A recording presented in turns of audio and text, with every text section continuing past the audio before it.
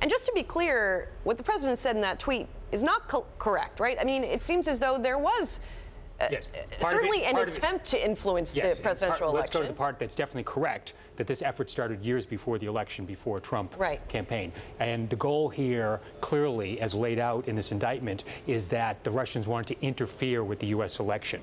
Only later, when it became Trump versus Hillary, was it clearly in favor of Trump and against Hillary. They were against Ted Cruz and against Marco Rubio and in favor of Bernie Sanders. So it was an attempt to roil the election system.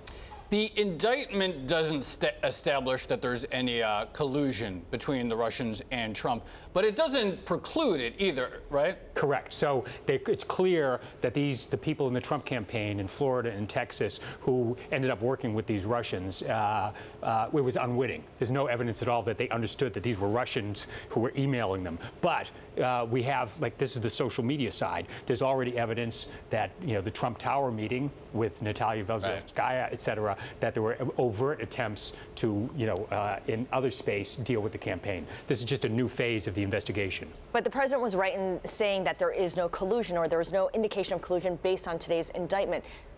Based on today's indictment, to take a broad statement and say there is no collusion, that precludes what's coming. The investigation is ongoing.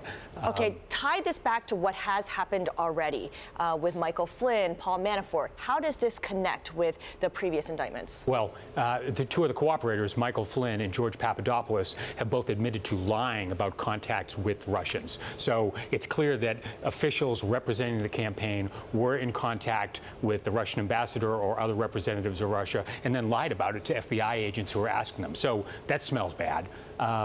There's no proof yet of, actual quid pro quo in the campaign, but the problem is these things keep mounting. And this is clearly, today's indictment shows a real effort, an ingenious effort by the Russians to basically subvert and get involved here.